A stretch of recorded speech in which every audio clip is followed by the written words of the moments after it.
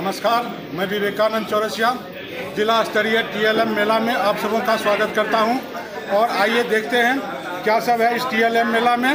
यह TLM बच्चों के शिक्षण को आगे बढ़ाने में काफ़ी मददगार साबित होता है। तो आइए पेश है आपके सामने जिला स्तरीय TLM मेला।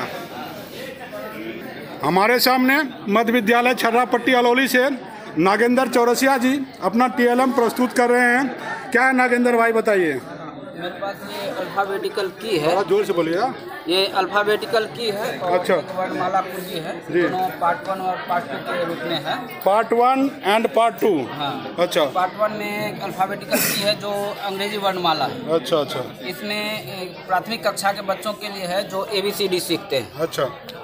ऐसे तो कहने को कहेंगे कि ये प्री नर्सरी का बात है ABCD सीखना। अब क्लास 1 से तो बच्चे ABCD के ऊपर का है। तो चूँकि हमारे सरकारी स्कूली व्यवस्था में उम्र सापेक्ष नामांकन होता है, दक्षता सापेक्ष नामांकन होती नहीं है।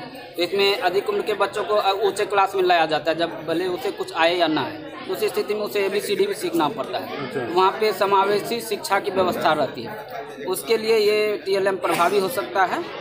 तो इसमें ABCD सीखना है। जो भी बच्चे ABCD नहीं जानते हैं तो वो ABCD ये क्रमबद्ध में है, क्रम से कैपिटल लेटर और स्मॉल लेटर। इसको ये जब सीख लेते हैं तो सीधे सीधे पढ़ पाते, लेकिन वो पूरी तरह से सीख पाए वो बुक तभी पढ़ पाएंगे जब उसको रैंडम उसको पढ़ने के लिए आएगा ABCD। अच्छा।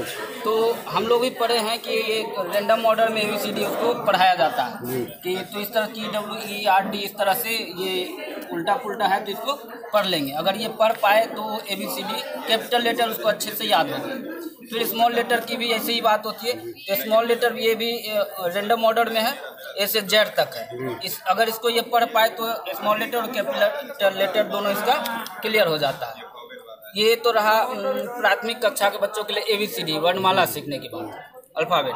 अब आता है कि प्राथमिक कक्षा से लेके अभी हमारा विद्यालय शिक्षा व्यवस्था सरकार जो है डिजिटल शिक्षा की ओर आगे बढ़ रही है। अच्छा। और कुछ विद्यालय में कंप्यूटर लैब भी दिए गए हैं और NCERT तो शॉर्ट में कीजिए। हाँ, तो कैपिटल तो उसके लिए है कि ये कंप्यूटर शिक्षा की बात है तो सबसे पहले वो कीबोर्ड पर जाएंगे तो वो ABCD जो क्रम है वैसा सोचते हैं। अच्छा, डायरेक्ट लेटर से कंप्यूटर वो कीबोर्ड तक हम पहुंच सकते हैं। हाँ, कीबोर्ड पे जब वो पहुंचते हैं तो वो सोचते हैं कि ABCD एक साइड से हो, तो ऐसा होता नहीं है। नहीं होता। तो वो खोजते हैं एक कहाँ है, H कहाँ है, अपना नाम तक लिखते हैं। तो अगर उसको ये पहले से अभ्यस्त कराया जाए, इस पैटर्न से सीखने चाहिए होगा कि हमको कंप्यूटर कीबोर्ड काम करने में आसानी हो जाएगा। इस क्रम तो को याद कर पाएंगे। अच्छा। लेफ्ट राइट है और ये होम रो होता है तो इस तरह से उसको याद कर सके, वो लगातार देखने से उसको याद हो जाएगा। उसके बाद जब ये अब क्योंकि ये कंप्यूटर भी सीखने के लिए किसी भी उम्र के बच्चे जाएंगे तो सबसे पहला उसे इसी प्रक्रिया से गुजरना होता है कि इसको ऑर्डर को याद करना होता है। अच्छा, मतलब ये ऐसा करने से बच्चे आसानी से कंप्यूटर में दक्ष हो सकते हैं। हाँ, उसके बाद जब ये याद कर लेते हैं फिर उसे A से Z तक सारे लेटर्स को एक बार मतलब प्रैक्टिस करना पड़ता है। अच्छा। उसके लिए एक सेंटेंस है। छोटे बच्चे के लिए ABCD था, लेकिन ये जो है इसको गौर से देखिए तो अलग अलग कलर में अलग अलग वर्ड है। The quick brown fox jumps over a lazy dog. और इसमें A से Z तक the quick brown fox jumps over a lazy dog. अच्छा। और इसमें A से Z तक सारे लेटर्स है एक सेंटेंस में। अच्छा। और टाइपिंग सीखने के दौरान ये जब ये कीबोर्ड याद हो जाता है तो उसे इस प्रक्रिया से गुजरना पड़ता है हर किसी को, तभी वो कीबोर्ड का मास्टर बनता है। तो उसके लिए ये है। और फिर आते हैं दूसरे पार्ट में, जब हम हिंदी टाइपिंग के लिए जाते हैं तो हम टाइपिंग पे नहीं जाएंगे, पहले हम प्राथमिक कक्षा से फिर से शुरू करेंगे। तो वो अ या यहाँ पे है लिखा हुआ है। अच्छा। उसके बाद साथ ही इसमें स्वर वर्ण की बात है, उसमें अनुस्वार अलग से है।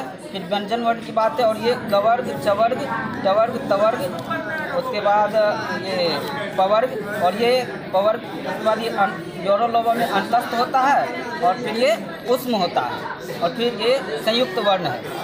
उसके अलावा कुछ उर्दू लिखने के दौरान ये आगत वर्ण है जो हिंदी वर्णमाला में नहीं आती है। इसमें बिंदु का समावेश है, उच्चारण के दौरान इसका अंतर पड़ता है। ये है जब ये इसमें दक्ष हो जाते बच्चे तो इसको रैंडम सी याद कर पढ़ने के लिए पहचान करना है।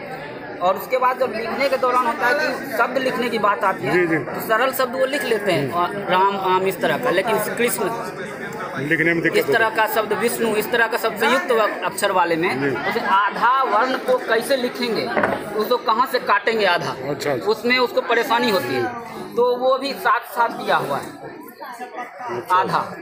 उसके अलावे कुछ वर्ण जो डायरेक्ट नहीं होते वर्णमाला में, जैसे ध, द, विद्यालय के दौरान ये, इसमें बच्चे बहुत सारे र में हर्षु का ऐसा डाले, तो इसका भी समावेश है। अच्छा। साथ ही विराम चिन्ह भी है।